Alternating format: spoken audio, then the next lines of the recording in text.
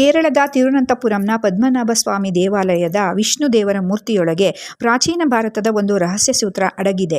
ಇದನ್ನು ಇಂದಿಗೂ ವಿಜ್ಞಾನ ಸಂಪೂರ್ಣವಾಗಿ ಅರ್ಥ ಮಾಡಿಕೊಳ್ಳಲು ಸಾಧ್ಯವಾಗಿಲ್ಲ. ಪದ್ಮನಾಭ ಸ್ವಾಮಿಯ ವಿಗ್ರಹವು ಸಾವಿರಾರು ವರ್ಷಗಳ ಅತಿ ಪ್ರಾಚೀನ ಮೂರ್ತಿ ಎಂದು ಪರಿಗಣಿಸಲಾಗಿದೆ.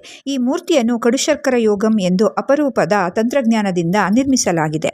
ಈ ಮೂರ್ತಿಯು ಸಾಮಾನ್ಯ ಕಲ್ಲು ಅಥವಾ ಲೋಹದಿಂದ ಮಾಡಲ್ಪಟ್ಟಿಲ್ಲ. ಇದರೊಳಗೆ ನೇಪಾಳದ ಗಂಡಕಿ ನದಿಯಿಂದ ತರಲಾದ ಸುಮಾರು 12,000 ಸಾಲಿಗ್ರಾಮ ಕಲ್ಲುಗಳನ್ನು ಅಳವಡಿಸಲಾಗಿದೆ ಮತ್ತು ಅವುಗಳನ್ನು ಅಪರೂಪದ ಔಷಧೀಯ ಸಸ್ಯಗಳ ರಾಳ, ಮಣ್ಣು ಮತ್ತು ವಿಶೇಷ ಆಯುರ್ವೇದ ಔಷಧೀಯ ಸಂಯೋಗಗಳೊಂದಿಗೆ ಮಿಶ್ರಣ ಮಾಡಲಾಗಿದೆ. ಈ ತಂತ್ರವನ್ನು ಕಡುಶರ್ಕರ ಯೋಗಂ ಎಂದು ಕರೆಯುತ್ತಾರೆ. ಇದು ಒಂದು ಹಳೆಯ ಕಳೆದುಹೋದ ಜೈವಿಕ ಇಂಜಿನಿಯರಿಂಗ್ನ ವಿಧಾನವೆಂದು ಹೇಳಲಾಗುತ್ತದೆ. ಇದೆಲ್ಲದರಿಂದ ತಯಾರಾದ ಮೂರ್ತಿಯ ಮೇಲ್ಭಾಗವನ್ನು ಶುದ್ಧ ಚಿನ್ನದ ಹಾಳೆಯ ಕವಚದಿಂದ ಆವರಿಸಲಾಗಿದೆ. ಇಲ್ಲಿ 7,800 kgಗಳಷ್ಟು ಚಿನ್ನ ಬಳಸಲಾಗಿದ್ದು, ಇದರಲ್ಲಿ ಸಾವಿರಾರು ವಜ್ರ ಮತ್ತು ರತ್ನಗಳನ್ನು ಅಳವಡಿಸಲಾಗಿದೆ. ಇದರಿಂದ ಗರ್ಭಗೃಹದ ಒಳಗೆ ಒಂದು ದೈವಿಕ ಪ್ರಕಾಶವು ಸೃಷ್ಟಿಯಾಗುತ್ತದೆ.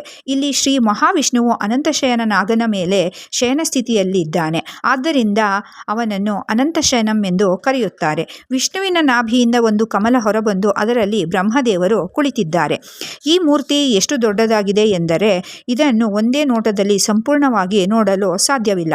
ಇದು ಸುಮಾರು 18 ಅಡಿಯ ವಿಗ್ರಹವಾಗಿದೆ. ಆದ್ದರಿಂದ ಭಕ್ತರು 3 ವಿಭಿನ್ನ ಬಾಗಿಲುಗಳ ಮೂಲಕ ದೇವರ ದರ್ಶನವನ್ನು ಪಡೆಯುತ್ತಾರೆ. ಮೊದಲನೆಯ ಬಾಗಿಲಿನ ಮೂಲಕ ದೇವರ ತಲೆ ಮತ್ತು ಮುಖದ ದರ್ಶನ ಪಡೆದರೆ, ಎರಡನೆಯ ಬಾಗಿಲಿನ ಮೂಲಕ ದೇವರ ಕೈಗಳು ಮತ್ತು ಬ್ರಹ್ಮಕಮಲದ ದರ್ಶನ ಮತ್ತು ಮೂರನೇ ಬಾಗಿಲಿನ ಮೂಲಕ ದೇವರ ಪಾದದ ದರ್ಶನ ಪಡೆಯುತ್ತಾರೆ.